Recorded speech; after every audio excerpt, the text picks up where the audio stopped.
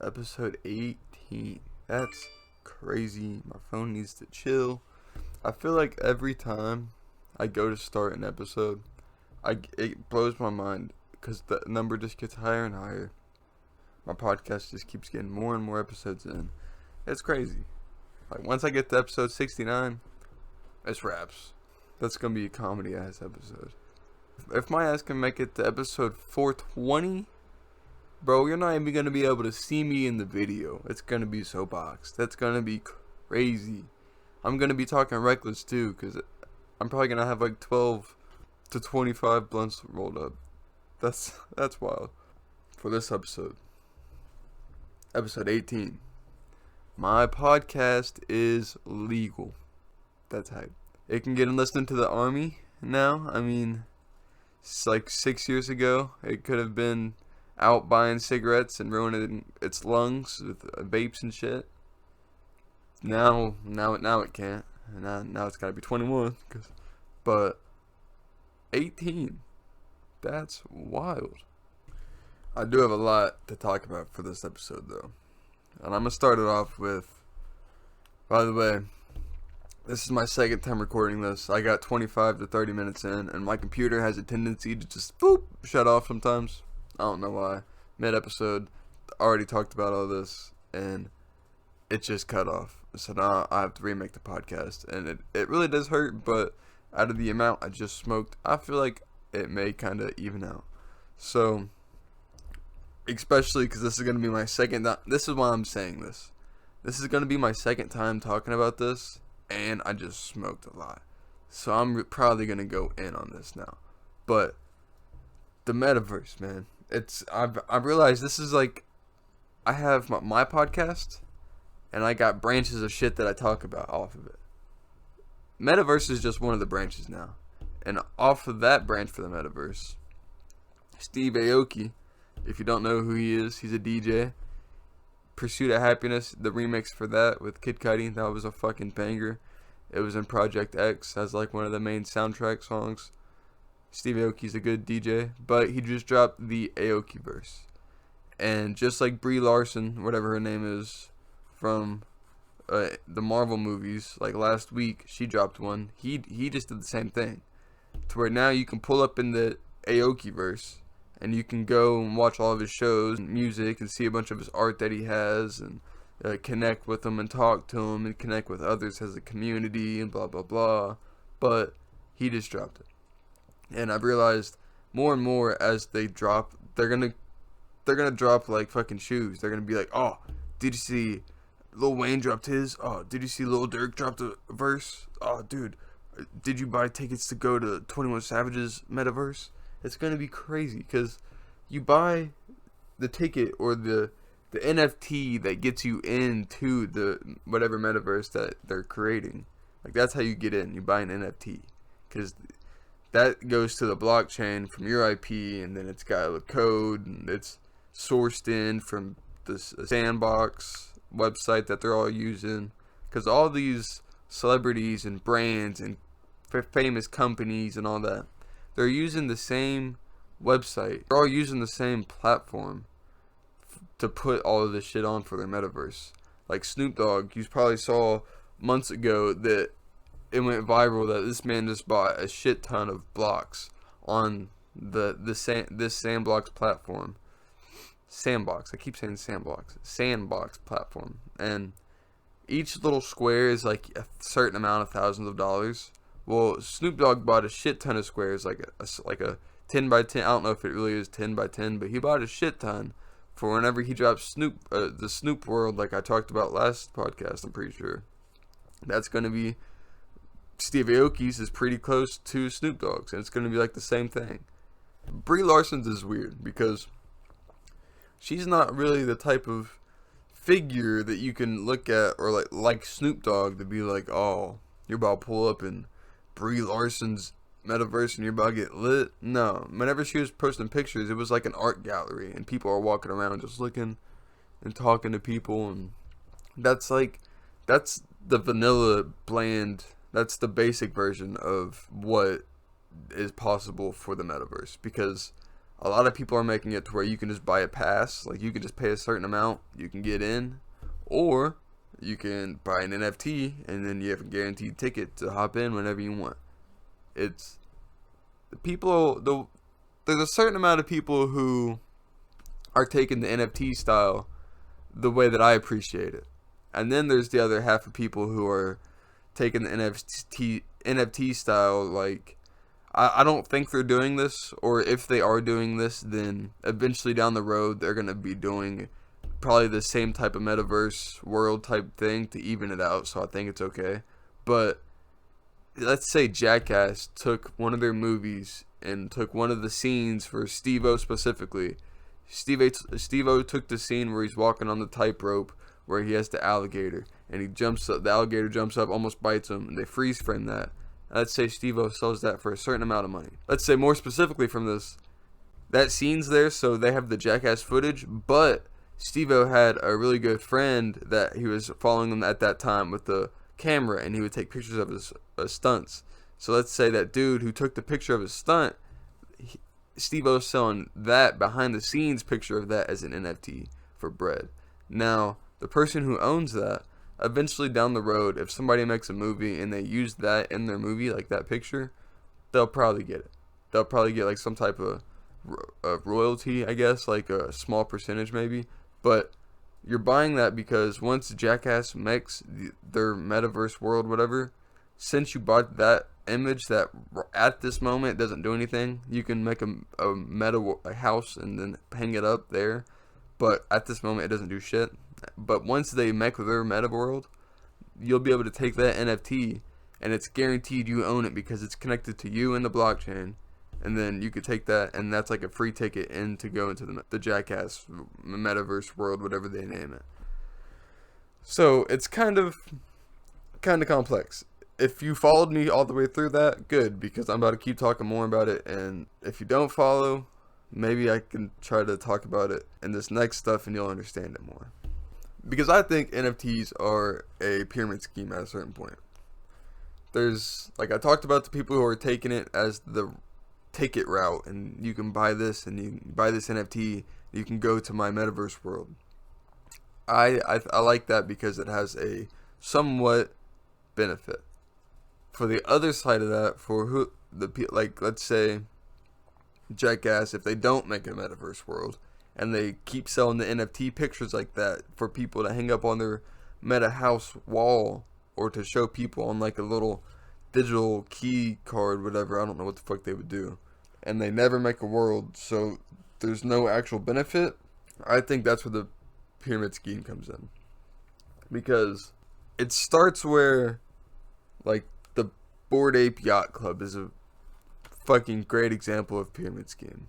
They're like the Nike of NFTs right now, because they were the first people who really hopped on it and got a bunch of big celebrities to get endorsed. So now they've taken it and ran with it to the point to where they're a club, and then once they make their meta world, whatever, you're gonna have a pass again. So they kind of follow through with the benefits. But once they first popped up and once they first were getting made, they have a certain preset amount. It's like Bitcoin. They have like 10,000 apes that the designer, creator, whatever, I don't know who created it. The dude who made it, he has like 10,000 ones already pre-made. All sorts of varieties of different types of shit. There's rare, there's not rare, there's common, there's a different price difference, so every one of them are priced insanely different, but still. Before, whenever you would buy that, it would not have any benefit other than you could put it in your profile picture, and now you're part of a club. But the way pyramid schemes are built, you have one person, you got the product, a certain amount of product you need to sell. You go tell a group of like 10 people, hey, look, I got this shit, this is going to be worth so much shit down the road. Y'all are the first people getting put on, you're lucky, follow my back. And those people tell 30 people, and now like 100 and some people know. And then those people tell other people, and it just keeps growing and growing and growing. The pyramid scheme for the Bored Ape Club, before they got the club initialized and before they got all the endorsements, to where like now we got to do shit because we're actually making so much fucking money, we're able to. So before, the people who tell the main group of 10 that they gotta tell other people about it, because people won't get the meaning of it unless you tell them about it. And then once a certain amount of people have already bought it or have already put their money into it and they've already fallen for the scheme, then it's counted as exclusive, because only there's a certain amount, and these certain people, these celebrities have already hopped on it. And now what if those certain amount left, what if they sell really quick, or what if they sell out and then they go quadruple their price, all that, which I'm pretty sure that, I don't know, if there's no way they've sold out of them. I guarantee there's a bunch of them, because people, what they do now is they just buy multiple of them and they resell them. That's just like trying to play stocks with NFTs, which is also helping the fucking pyramid scheme too, because they've taken the Bored Ape Club, and then, which started pyramid scheme-ish, now they've created millionaires off of it just by people having an initial investment in it, hitting the jackpot, and then keep playing off of hitting the jackpot. And then once you keep doing that, you just keep getting more and more money, and it's fucking crazy. But it all started from that one dude, or the one team, or whatever, like the initial group who made 10,000 apes and then put them up for sale. And they were like, look, these are exclusive, these are rare, the other ones are not. What you're buying, you can make on Photoshop for free. You want to know how? Because my profile picture on my spam account on Instagram is a Bored Ape that I made CTZ version. I just made it. It's literally so easy. But it's all about exclusive, and it's all about being a part of the yacht club once it is eventually made. And celebrities are talking about it, so it's got to be crazy. It's got to be important. No, because now what that's done is that's made other people, like, there's thousands of other knockoff apes that, like, there's a bunch of them that have actually made it too. There's some that stuck. A bunch of them are getting thrown against the wall. Some of them are sticking. There's a monster, like it, where it's a bunch of monsters. There's a dogs. There's the apes. There's aliens. I've seen a bunch of aliens. And these are all just like official clubs that once you buy from the 5,000 we have, 10,000 we have, 100 we have, but you can only buy them with Ethereum. And don't even get me started on Ethereum. I'm still sketched out about Ethereum. I talked about that in the past episode. I don't know what episode it was, but why the fuck have they had Ethereum years before, and they just picked Ethereum to use for all of this NFT nonsense? I don't know the theory behind that. NFTs started as pyramid schemes. I'm trying to look at the benefit, and like, I'm gonna be honest, I've been debating if I want to make a CTZ NFT collab, and then make like 15 CTZ NFTs and then just give them away for free, just so people out there will have those specific CTZ NFTs, those 15, you know what I'm saying? But if I would charge for them, that would have made me the side I don't like just like the schemish side. But if they give it away for free, then it's really just like a benefit, because you're just getting free shit. And at a certain point, metaverses can be looked at as pyramid schemes too, I guess. I mean, if we're being honest, you know. That shit's crazy. Tom Cruise is joining the MCU. What? That shit's... I feel like it's long overdue. Like, I could have seen him joining the MCU whenever they were bringing in hella people for, like, the Infinity Wars or Endgame. But apparently people are saying this man Tom Cruise is going to be an alternative world Iron Man? What? That's crazy. Which, I could see it. The Iron Man got killed off, so now they gotta find someone to fill his shoes. You can't use the old Iron Man. So, I thought he was gonna be a villain. Whenever I first read it, I could see him being a pretty good villain for the MCU. Not like a guaranteed role, because he still wants to go out and make actual movies, but if he is that's kind of the same thing as if he's an alternative Iron Man, he's not going to be a guaranteed role for there. Unless he was in that universe, and then they go to them, they bring him back, that'd be pretty crazy. And then What if Tom Cruise is just the new Iron Man? I doubt that'll happen, but that'll be crazy though. That'll just be another world Tom Cruise can mark off his checklist. That he could just be like, yep, I'm a part of that now, the MCU. I wonder if people are gonna boycott because they're like, I can't believe Marvel is letting Tom Cruise in because he does Scientology, blah blah blah. That'll be some news, I guarantee. Some moms are about to get pissed. Okay, I'm gonna talk about this because I mentioned it last podcast. The Simpsons, dude. The Simpsons keep missing. I don't get it. Not only were they missing for the Joe Rogan part, they would try to predict shit. Like, they would do a bunch of tacky shit for Trump. They would do a bunch of tacky shit for just events that's going on in real life. But this time, they missed because they have a whole episode, and it's dedicated to, like, Bart not having the cool shoes. And the cool shoes that everyone is all flipping out about is a Supreme knockoff, but it's called Slipreme. Like, what? And I had to watch the episode because it was, first of all, it was hard to finish the episode. I just want to say that. I don't know why, but I tried to watch other episodes after that, and most of them, not even most of them, I couldn't finish one of them. It was just like, they have tacky jokes written in. The OG Simpsons, the Apu Simpsons, that was the move. They didn't give a fuck back then. Now, they're either trying too hard or they're just tacky. It's weird. But I'm gonna lighten the mood up from talking about The Simpsons, that downhill of a show. And I'm gonna mention in the podcast, because I mentioned last time, Devontae Adams left, and I mean, it's pretty sad. But he gave a good message talking about leaving. He appreciated being on the Packers, but most importantly, he said he was appreciative to be on the same team as the best quarterback to play the game, Aaron Rodgers. And I'm just gonna let that sink in. Oh, it was biased because it's coming from Devontae Adams.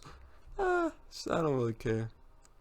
As long as someone else recognizes it, that's all that matters, you know. That evens out him leaving because he dropped that bomb-ass quote about Aaron Rodgers. So he will be missed, but that's how it be. That's football. That shit's scripted anyways. Okay. I want to talk about this because I thought this was hilarious at first, and then I started to get a little sketched out. I was like, what the fuck? So Bill Gates, everyone knows Bill Gates. Everyone probably has an opinion on him. This man's wildin'. So most people probably know him and Linda, whatever her name is, his ex-wife, they split up. They got divorced. And they had this company together. She took half the shit. He was like, well, fuck it. She took half my shit. I'm going to go be a bachelor. This man's got a bachelor pad in Del Mar. And let's just say the neighbors around that bachelor pad have been complaining for months. But now they're actually put up to the point to where they're like, this is Bill Gates and Del Mar under the radar in a $43 million bachelor pad house. But it looks like shit. It looks like it's going under construction. But it's also like it's active there. Like they're not going under construction. A lot of the neighbors are like complaining, saying like, yo, there's so much noise and ruckus and yelling and screaming, and there sounds like there's partying, but then there sounds like there's chaos, and we don't know what the fuck's happening, but we've complained and they just won't do anything, and they can't do anything because it's Bill Gates. He'll be like, bitch, I'll buy this country if you don't shut up. And I just think it's crazy that this is getting swept under the rug. Like, what in the world? They're too focused on Bezos. They're like, what's this man taking to get fucking yoked out of nowhere? Because he's like, I want to be one of the richest people in the world and look fucking stunning while I got this beautiful ass new model wife. The world's fucking crazy now, man.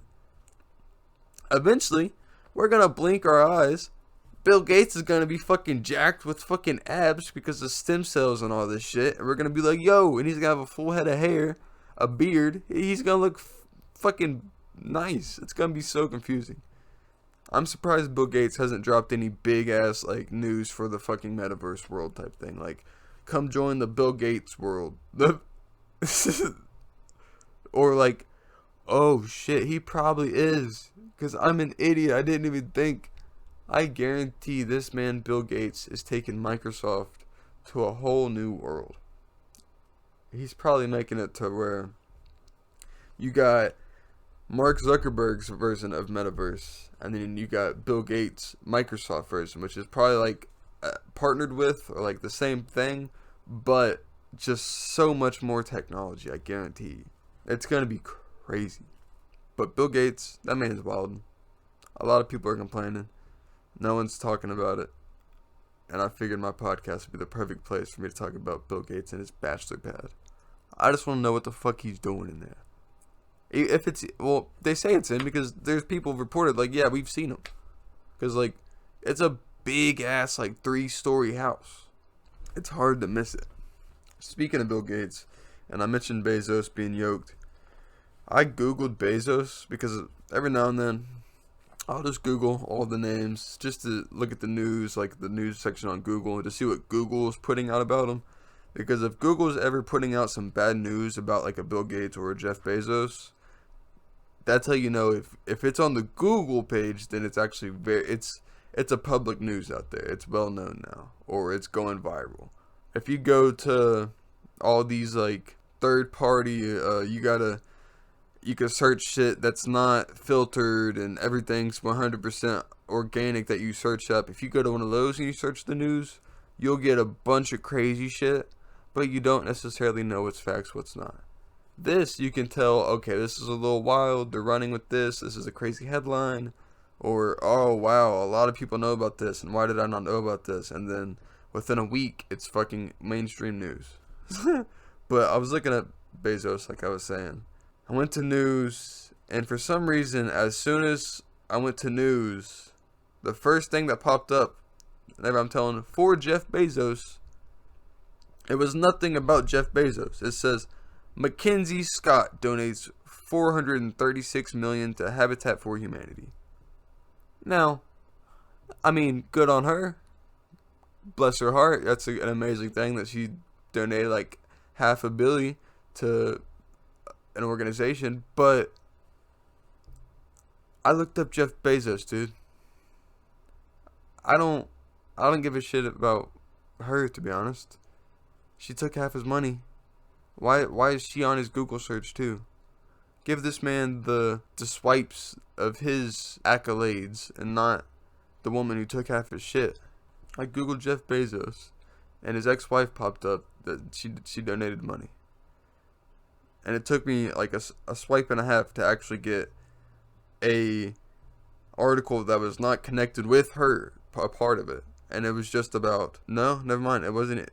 The one that I screenshotted was still a part of her in it. The next one below that is about mining in a different country. But still, I don't get it. No. This next thing I'm going to talk about, it's probably going to go off into a rant as well. But nowadays, people will do anything for money. And YouTubers specifically have found this new genre that they do where it's boxing. And YouTuber boxing is a new viral thing going crazy.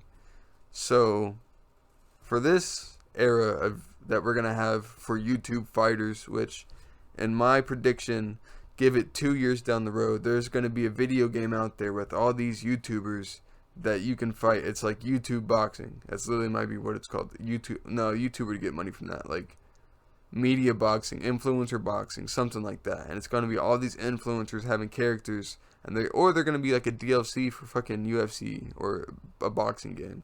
And you're going to be able to use all these characters that fight in actual YouTubers, because they're out here fighting for money.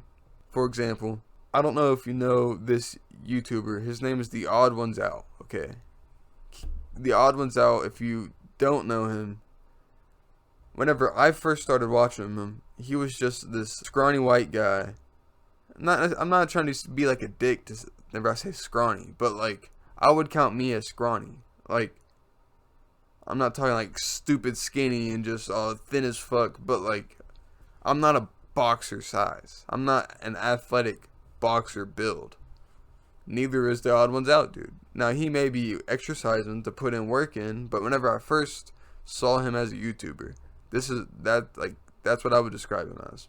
He's an animator, and he animates videos for YouTube. I love his videos. He makes amazing content, but I never would have imagined that the odd ones out is going and he's boxing somebody called quote unquote I Did a Thing, which I don't know who the fuck that is, because most of these people on these new boxing cards that's coming out, first of all, I don't know who the fuck they are.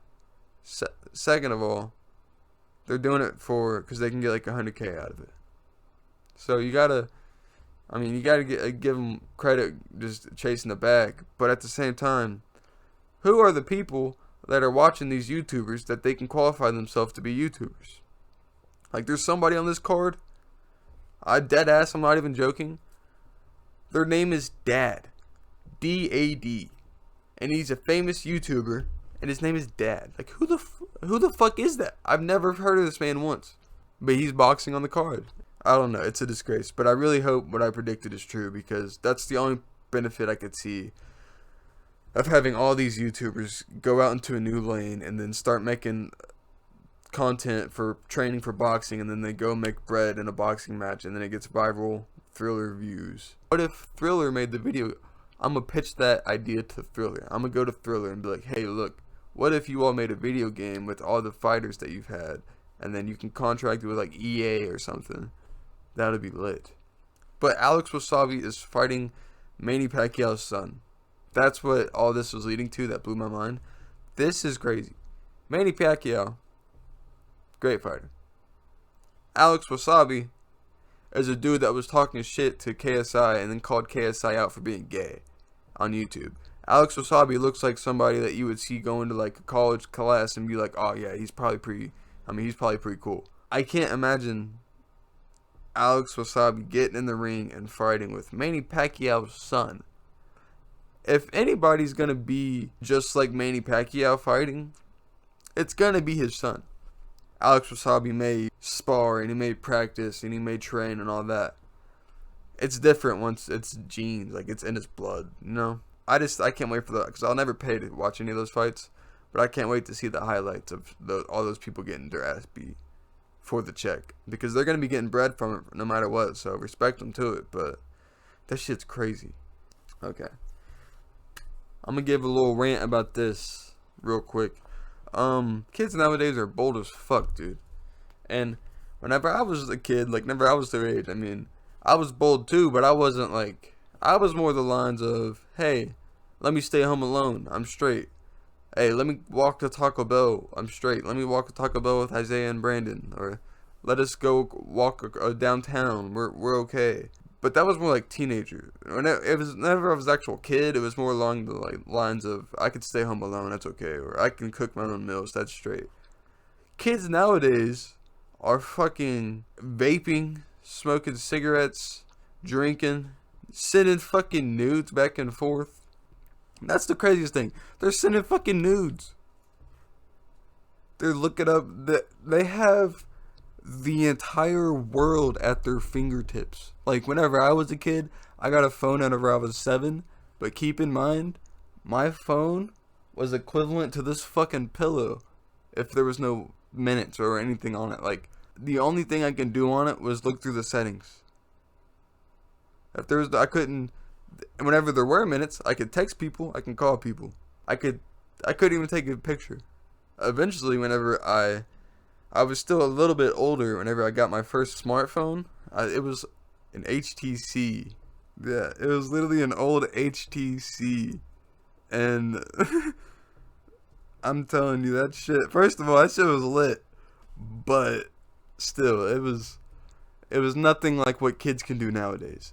Kids nowadays can be 7 years old, have their own telephone, tell their parents, yeah, my phone's on the charger in my room, I'm going to sleep. go in there, get on their phone under their blanket, and look up the most horrendous shit on the internet. Click on a link, get sent it to some app. They download the app.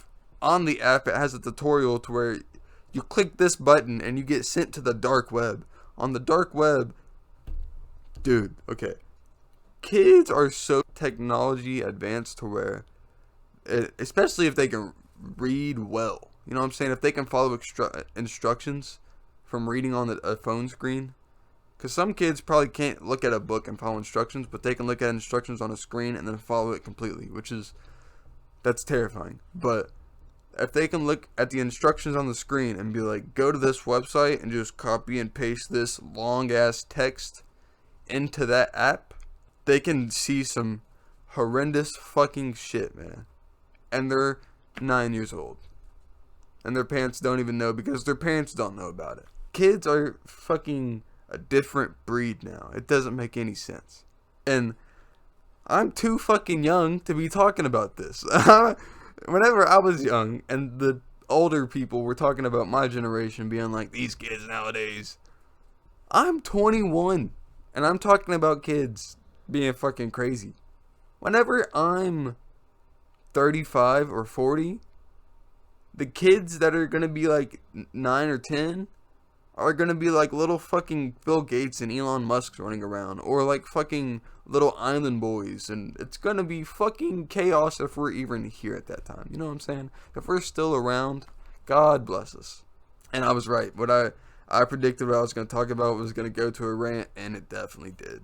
Because kids, man, they're fucking crazy. I don't get it. Kids are gonna be going to the doctor whenever they're 18, and they're gonna be like, dude, you have lungs of like a 25-year-old smoker. And then, yeah, sorry, that's just the new age. That's how it be. That's the new trend. Start vaping whenever you're 8. Smoke cigarettes whenever you're 11. Trip dick on acid once you're 15. Start smoking weed at 12. Drinking at fucking 11. Shit's insane. But that was my spiel on kids nowadays because they're fucking crazy. I've come to the conclusion that Pixar is the name for whenever it comes to an animated movie. You go to Pixar. They've guaranteed banger. But I've realized if you really want to know if you like a Pixar movie or not, I mean, watch it whenever it comes out because you got to watch all the new Pixar movies. But give it a year, give it 2 years, watch it again. If you still like it, it's a banger of a movie. A lot of times whenever Pixar movies comes out and you first watch them, they're good because they're Pixar movies and they have so much expectations. I watched a couple Pixar movies on Disney Plus the other day. Whenever I was bored and I was drunk and I was like, hey, I'm going to watch some Pixar movies. This is going to be lit. They weren't that good, I'm going to be honest with you. And I was watching Flagrant 2 and their Patreon. They've talked about Pixar a bunch and Brilliant Idiots. They've hyped up to me, and I was like, oh, I've definitely got to watch them now because I'm hearing all these people on podcasts talk about them. No, they still weren't even that good, to be honest. And I'm not even hating because, like, Pixar movies are like 9 out of 10 bangers. There's always that one movie, though. You go back and you watch it, and you're like, ah. Like, they were, on the podcast I listened to, they were talking about Coco. Coco is a great movie. Conta, whatever the fuck it's called. I didn't really fuck with that one. Soul, I will say Soul's a sleeper because I saw whenever Soul came out, it had so much hype and had so much like build up behind it. I didn't watch it. I wanted to, but I never got around to it. And then I forgot about it. And then I saw it whenever I was watching the Pixar movies, and I was like, oh, I'm watching that one first. I don't know if it was like, if I think it's so good because that was the first one I watched, and then I watched a bunch of them afterwards, so it kind of had like a downward effect, but it was a pretty good movie. I was gonna say really good, but there was still some moments where it was kind of cringy, but that's the point of the Pixar movies. It's for all ages. You just gotta understand the base of the movie. I don't know, I respected it. But yeah, I realized if you wanted to see if you like a Pixar movie or not, give it a year and then rewatch it. That you can really tell then. Now, like I mentioned, that I talked about myself on the podcast. I was at work at UPS the other day, And this is what made me realize how much of a routine it is. Because I look at my life as most of the time now, I'm so busy working, get off, watch podcasts, make podcasts, clean, go do whatever, like go eat or smoke, do whatever. It's usually like a routine at this point. But UPS is such a routine to where I was on go on Friday, and I was late. I was trying to get my car started, it wouldn't start, so I ran in here, smoked a bowl because I was pissed, and got everything ready, ran out there, got it started, sped to work. I got to work like 5 minutes late, but I was like, hey, that's good for me. That's really good. And by the time I got to work, I started working, went to go buy a drink from the vending machine, and as I was walking to the vending machine, I started thinking in my head, something's not right now. And then I looked down, and I was wearing the wrong shoes. And I was like, I literally could just tell I know how it feels because I have certain shoes that I wear for UPS. Because first of all, you're supposed to have steel-toed boots. I have some. I don't know where they're at, to be honest. In the move, I think they're in a box somewhere. But I just wear these old, big white Adidas that I've had for years. They're fucking dusty, but they're my UPS shoes now. I usually wear those every day, but where I was just on go, I was in a hurry. I wasn't able to stop and then get the switch shoes. So I was wearing the shoes I would wear normally. Not like I wasn't wearing my red and white custom shoes, my CTZ shoes, but I was wearing my just black and white normal shoes. And there's a big difference between the sole, the width of the sole isn't the same size, first of all. And it's just a way smaller shoe. And I realized that just by me walking, I was like, yo, this feels so different. I was like, oh, fuck, I wore the wrong shoes. And at that point, it was too late. And then I realized, I was like, yeah, this shit really is a routine. Because I get there, clock in, go get a drink, start working. After I've worked for a little bit, go get a snack, come back, eat the snack, start working, and then get on break. And then it's a routine every single day.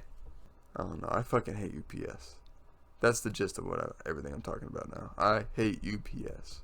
I could talk about this because I learned this shit at the comedy club, and I didn't even know about this, but it makes so much sense. So, for my people out there who are a little bigger, you know what I'm saying? Whenever I was, I don't know, say like 2017, peak of me like Papa John's eating all the time. Whenever I was 18, it was probably the peak of it.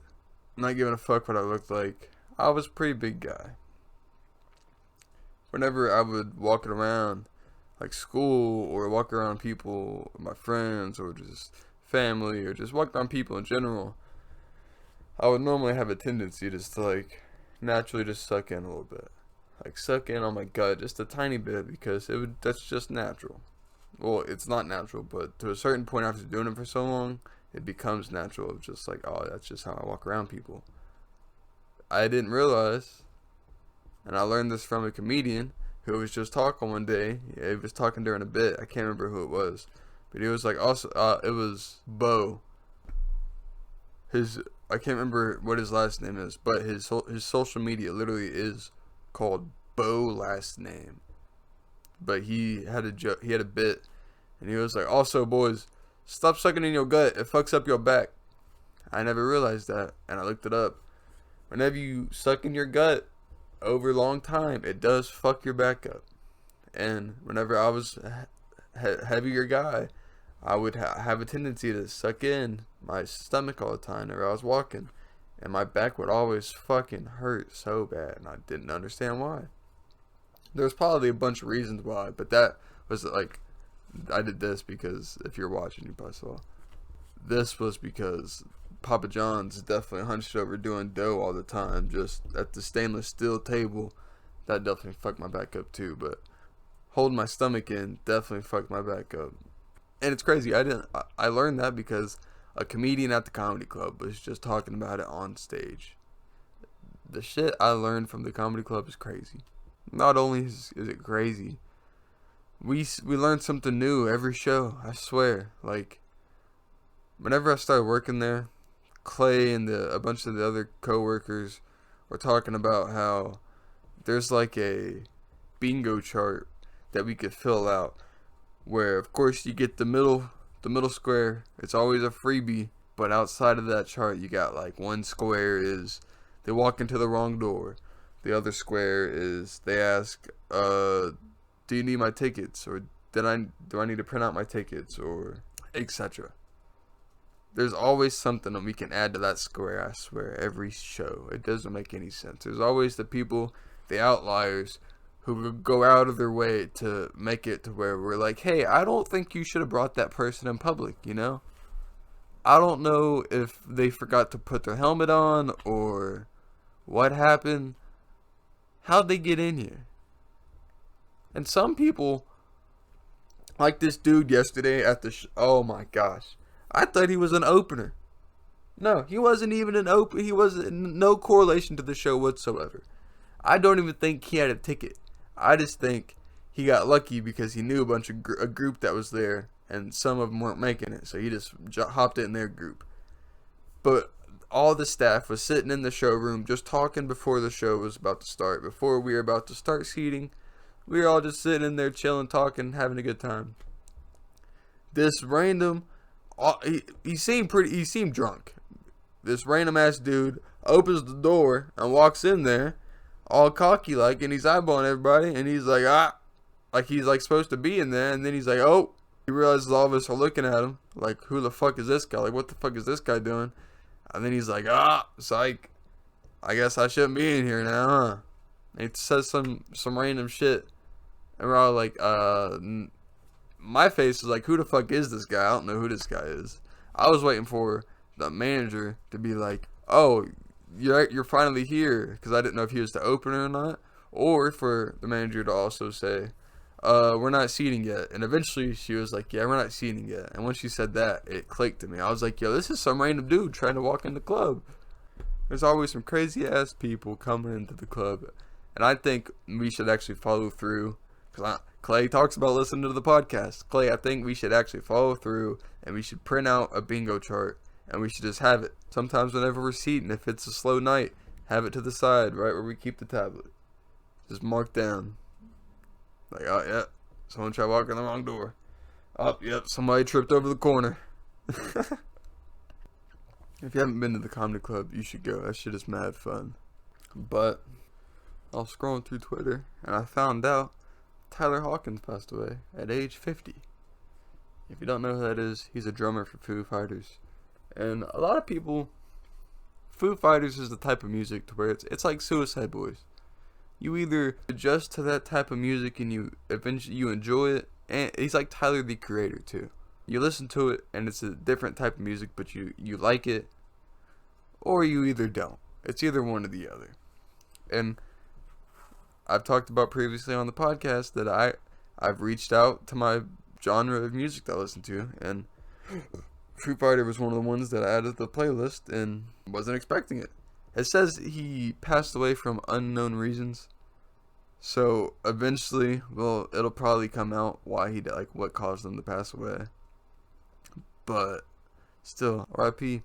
I just got the "what you doing" text from my man Ben.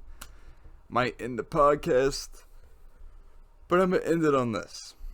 I was scrolling through Twitter while I was on the CTZ Twitter page, and I posted a tweet asking everyone what your favorite map was from any video game across the board. And mine, I think it's an unpopular opinion. Mine's Terminal from Call of Duty. I'm not gonna lie. Ever since they first introduced it on MW2, I fucked with it heavy, and then they would keep bringing it back to certain Call of Duties. And it was so popular, there were other games out there would have a resemblance of Terminal. And my ass even downloaded it on a Minecraft world, a Garry's Mod world.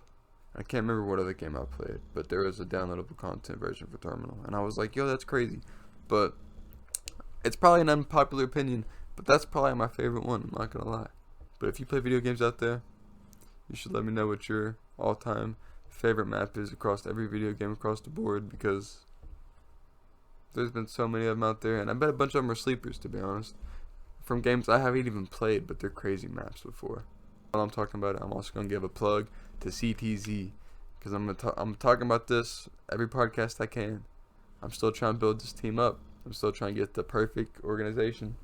If you play a video game and you're like, hey, I think I'm pretty good at this game, let me know. And if you want to join a team, I'll get you suited and booted, baby. I'll hook you up to where you can be the captain of the team, the player on the team. You don't even got to play on a team. If you want to be a part of CTZ, you can just play this game that you play very nicely and just hit clips. And you can send me the clips so you can be a part of CTZ. Hell, I'm trying to think of positions where it's not even like in the norm for that to be a part of an organization. But I'm just trying to make it to where there's so many different types of varieties to where everything's just CTZ content. And I think it's achievable. But it's just, I gotta reach out to the people. I gotta contact them, put the roster together. But it can be done. I know it. But that has been episode 18. So I edited all the podcasts and I was about to post it. Everything was about to be good. And then motherfuckers can't control themselves at the Oscars. Dude, so Chris Rock was up on stage and he said a joke about G.I. Jane, and he mentioned how Jada Pink and G.I. Jane have a similarity, and Jada Pink has alopecia, so she's bald, and Chris Rock made a joke about her with G.I. Jane being bald, and whenever you watch the video, it doesn't look like it pissed Will Smith off, because as soon as he said the initial joke, you can see Will Smith just start geeking. He starts laughing. And then you see Jada Smith's all mad face, and she's like, fuck this shit. Why are you laughing at this man? What the fuck? And then, I'm assuming, she told Will, she was like, go slap this motherfucker. So, Will walked up onto the stage while Chris Rock was talking, slapped him. It seemed like a real ass slap. It was loud. It looked like it hurt. This shit was a real slap for sure. And then he just walked back to his seat. And Chris Rock was like, wow. What the? Will Smith just slapped me in the face. And then Will Smith just yells from his seat, keep my wife's name out your fucking mouth. And then Chris Rock is like, yo, dude, it was a joke. It was a joke. It was just one G.I. Jane joke. And then Will Smith again says, keep my wife's fucking name out your fucking mouth. And he's like, okay, I will. This was the greatest moment in TV history.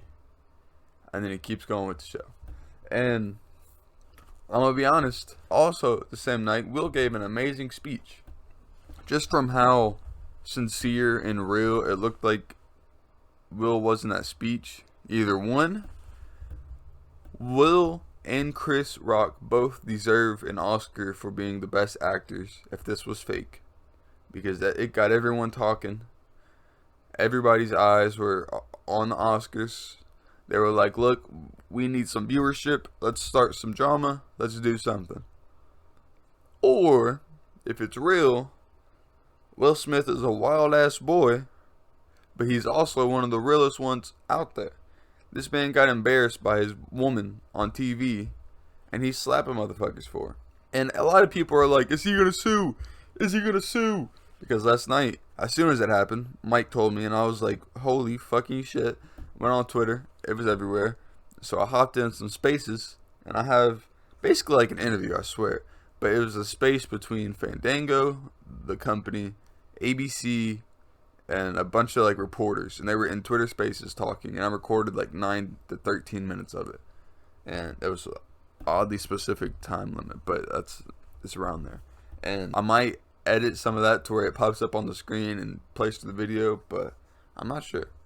I'm still kind of shocked by the whole thing. I mean, in my household, because of the editing that happened, it took a couple of minutes for us to realize, what really went on. And it wasn't until I saw the unedited footage on social media that I realized how intense and how real that situation was. And, ultimately, It was a bad joke and a bad reaction. With you for like 2 seconds. I've got to go back on live with E, but I was there. And just to give y'all real quick, I was in the mezzanine, which is where most of the press sit for these. And I heard him say that with his whole chest all the way up in the mezzanine. And he said, keep my wife's name, and so on and so forth. It was one of the, it was Kanye at the Grammys with Taylor Swift, y'all. Like, I cannot tell you what that was watching that live. It was jaw dropping. And like, Perry, I get what you're saying, but I just feel bad for everyone involved. I feel bad for Questlove. I feel bad for Will. I feel bad for Chris too, honestly. Like, as I know everybody's got a lot of blame to go around on this, and some people are blameless, like bystanders, but it robbed about 16 people of an incredible moment in so many different ways, and I'm just sad. Like, it robbed Coda of some stuff. It robbed Will of some stuff. The show in general, it was a different show. They had a fan vote. We had 3 hosts. We had some great musical performances. What was was the vibe different for you? Yes, it was. It was a different vibe. The show moved fairly quickly. I honestly think if it wasn't for this moment, I think there's a lot of people that are going to say what they want. But like, the biggest story going into this was the pre-televised bit. And that really didn't play differently that much. It really, really didn't, in my opinion, other than the wonkiness of people having to watch themselves lose twice in a row. Like, that kind of sucks. But it did make the show move quicker. The show was entertaining. And the funny thing is, Will Packer said in his press conference, the show can be anything but boring. And Lordy, he delivered on that. Because everybody's opinion were, oh, this is definitely fake. They just needed some viewership for the Oscars. And some people are like, nah, that slap came from his heart, dude. You could tell whenever he was yelling to keep my wife's name out your fucking mouth. Like, he was speaking from his heart. And I don't know, because it's perfectly set up to where it honestly could be either one. I can't imagine Chris Rock ever suing Will Smith, though. There's no shot. But at the same time, on the part of it being fake, you gotta think, Will Smith got another movie coming out. Plus, Chris Rock is performing with Kevin Hart in like next month or something for stand-up wise. So this could have been great publicity. Either way, man, Will Smith is fucking wild. And the memes are fucking hilarious too. D.L. Hewley posted Everybody Hates Chris still frame of Will Smith slapping Chris Rock. And I was like, that's probably one of the best ones. Okay. But I had to hop onto the podcast and talk about this one part before I completely posted it. Because I don't want to be the one person who posted a podcast after the Oscars and they're not talking about the Oscars. Because that would have been awful. But I do appreciate you all for listening. And I'll see you in 19.